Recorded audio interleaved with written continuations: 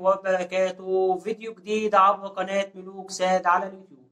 النهاردة معانا تردد قناة البادية دراما، أحدث القنوات الجديدة عبر القمر الصناعي نايل سات.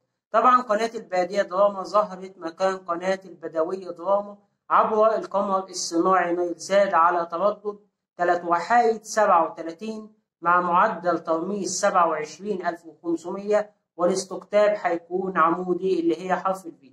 احنا عارفين ان قناة البدوية دراما في الفترة الأخيرة أصبحت مش موجودة، ولكن ظهرت مكانها قناة تحت اسم البادية دراما. ولكن لازم نعرف ان قناة البادية دراما تم تغيير الاسم من قناة البدوية دراما إلى اسم البادية دراما. تمام؟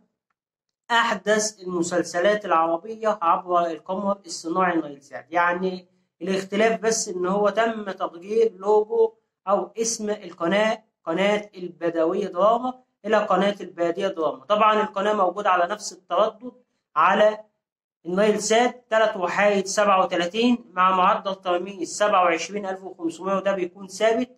الأول كان موجود 30,000، أصبح دلوقتي 27,500. وطبعا الاستقطاب بيكون حرف الفي اللي هي رأسي. يبقى احنا دلوقتي هنتكلم عن التردد.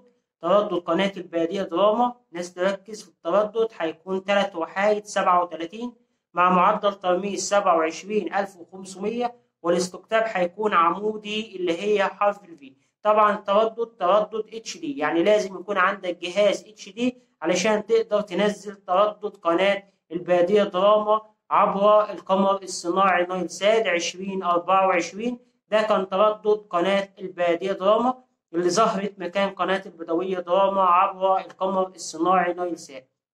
ده كان فيديو النهاردة عن تردد قناة البادية دراما، أحدث المسلسلات العربية عبر القمر الصناعي نايل سات. تردد أخيرا 3.37 مع معدل ترميز 27,500، والاستقطاب هيكون رأسي اللي هي حرف الفي. ده كان فيديو النهارده عبر قناة ملوك ساد، وانتظرونا في فيديوهات مقبلة عبر قناة ملوك ساد على اليوتيوب. والسلام عليكم ورحمة الله وبركاته.